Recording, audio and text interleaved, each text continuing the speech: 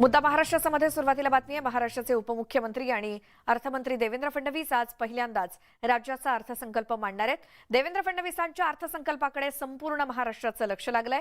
राज्याचे अर्थमंत्री म्हणून देवेंद्र फडणवीसांचा हा पहिलाच अर्थसंकल्प आहे। थेट जाऊयात, बाळासाहेब थोरात बोलतायत तिथे। दुर्दैवाने तसं होतं आहे।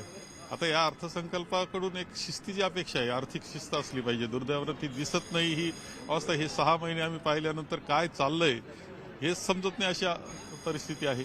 या सगळ्या याच्यातून सर्वसामान्याला दिलासा देणारं, अशा प्रकारचा न्याय देणारं गरीब माणसाला, शेतकऱ्याचा आता काय अवकाळी पाऊस आणि बेजार असल्या शेतकऱ्याच्या पाठीशी कशी उभे राहणार तुम्ही? अगोदरच शेतीमालाला बाजार नाही, त्यात अवकाळी पाऊस, सगळ्या अडचणी। पण अशा वेळेसच त्या शेतकऱ्याच्या पाठीशी उभे राहण्याची संधी सरकारला असते। अपेक्षा आमची त्या सगळ्या या गोष्टी त्यामध्ये दिसल्या पाहिजे। गेल्या 2 दिवसापासून अवकाळी पाऊस पडत आहे, शेतकऱ्यांना मदत द्या अशी मागणी आपल्याकडून वारंवार होत आहे, परंतु सरकार मात्र होळी खेळण्यास आणि रंग उडवण्यास, गुलाल उडवण्यास दंग आहे। आता रंग उधळू नये, होळी खेळू नये असं काही मी म्हणणार नाही। त्या वेळेला त्या गोष्टी केल्या पाहिजे। अपेक्षा आहे की चांगलं अर्थसंकल्प, सर्वसामान्याला न्याय देणारा, सर्व विभागाला न्याय देणारा अर्थसंकल्प त्यांनी द्यावा। महा अर्थसंकल्प म्हटलेत, आता महा म्हणजे काय हे आम्हाला कळेल आताच। कर्ज मोठ्या प्रमाणात काढून हा अर्थसंकल्प पूर्णपणे करण्याचा प्रयत्न या माध्यमातून होणार आहे। पाहतो आम्ही आता कशा पद्धतीने मांडतायत। माननीय उपमुख्यमंत्री महोदयच वित्तमंत्री आहेत, अपेक्षा आहे त्यांचा अनुभव मोठा आहे। असं म्हटलं पाहिजे सर्वसामान्य माणसांना, खरंच आमच्याकरता अर्थसंकल्प आला। नागालँडमध्ये शरद पवार यांनी म्हणजे राष्ट्रवादींनी भाजपला पाठिंबा दिला आहे, त्यामुळे कुठे ना कुठे महाविकास आघाडीवर संशय व्यक्त केला जात आहे की शरद पवारची भूमिका काय असेल? नाही, माननीय पवार साहेबांनी त्या बाबतीत खुलासा केलेला आहे आणि तिथल्या मुख्यमंत्र्याला पाठिंबा तो आहे हे त्यांनी सांगितलं। आणखी वेगळं बोलण्याची मला आवश्यकता नाही। पण तो जो खुलासा केला आहे त्यावर खुलाशावर संशय आहे, ते न पटण्यासारखं आहे। ते म्हणतात की तिकडे सरकारला पाठिंबा आहे, इकडे विरोधात, आणि मागच्या वेळी जो सकाळचा शपथ झाला तसा पुन्हा काहीतरी प्रयोग होईल महाराज। मुख्यमंत्र्याला पाठिंबा असं त्यांनी म्हटलंय। मुख्यमंत्री तर काय भाजपचे नाहीत। व्हिडिओ जर्नलिस्ट रमेश भट्टसह विनोद राठोड, न्यूज 18 लोकमत, मुंबई।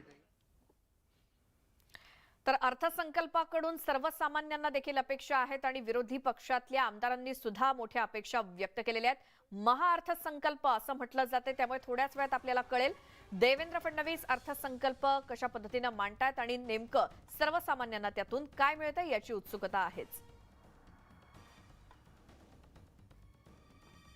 जो खर्च करायला पाहिजे आणि ज्या खर्चाच्या माध्यमातून सामान्य लोकांना मदत ही झाली पाहिजे, तसं काहीही घडलेलं नाही।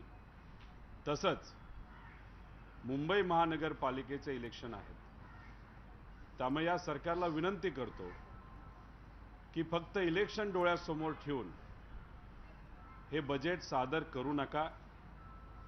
आज महाराष्ट्रामध्ये सामान्य लोकांना अनेक अडचणी आहेत आणि त्या अडचणी आपल्याला कशा सोडवता येईल याच्यावर हे बजेट सादर केलं पाहिजे।